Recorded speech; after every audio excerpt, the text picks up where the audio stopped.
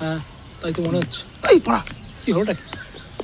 এই কুকুর হইতে সাবধান করবো, ডেকে দাও তাহলে। ডাক, ডাকছি, হয়ে যাবে, ডাক। ডাকছি তাহলে। হ্যাঁ হ্যাঁ। আলুয়া, এ আলুয়া, এ আলুয়া। বাড়িতে কেউ নেই নাকি? ডাকতে থাকে না, কেউ না কেউ তো বেরোবে। আলুয়া, এ আলুয়া। আমি দেখছি। দেখ তো, দেখ একটু চুলটা ঠিক করি। হ্যাঁ আলুয়া, এ আলুয়া, আলু। বল বল। ওই দেখ। এই কি রে, ওইটুকু মুখ বের করে কি দেখছি? এই যে দাদা, আলুয়া বাড়িতে আছে? আলুয়া? সে আবার কে? ওই যে ফর্সা করে গোলগাল দেখতে, মানে নাদোষ নদুষ ইয়াং ছেলে, আমাদেরই বয়সী, এই বাড়িতেই থাকে। আলাপন? হ্যাঁ আলাপন, আলাপন। ওর ওর ভালো নাম আলাপন। তা অসভ্যের মতো বাইরে দাঁড়িয়ে চিৎকার করছিস কেন? এই কলিং বেলটা চোখে পড়েনি?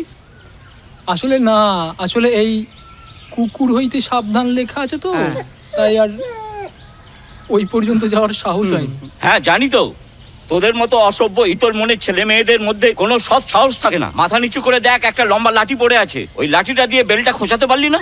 তাহলে তো বুঝতাম আমার বাড়িতে কেউ এসেছে।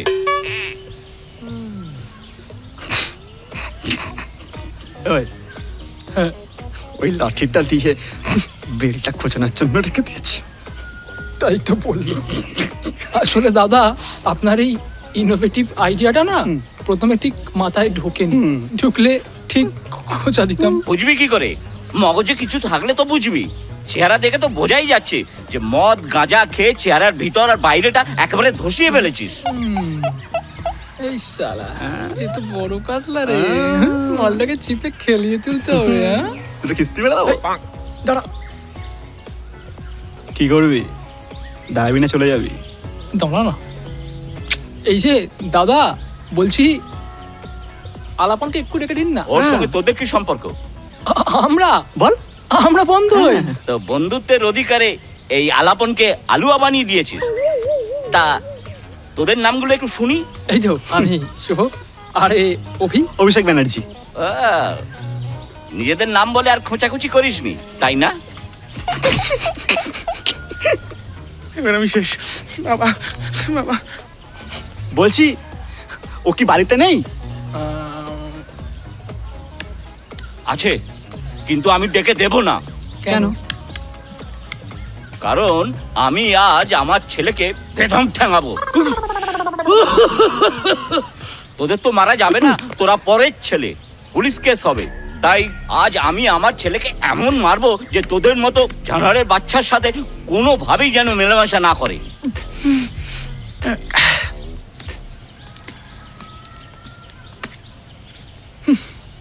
পুরো মারা গেল ভাই। কি গাঁড় বাঞ্চো। হ্যাঁ দেখলাম তো, একে তো খেয়েছো, তারপর বাবাকে দাদা বলেছিস। ডাক, আরো ডাক। ভাই ভাই মালটা দেয়।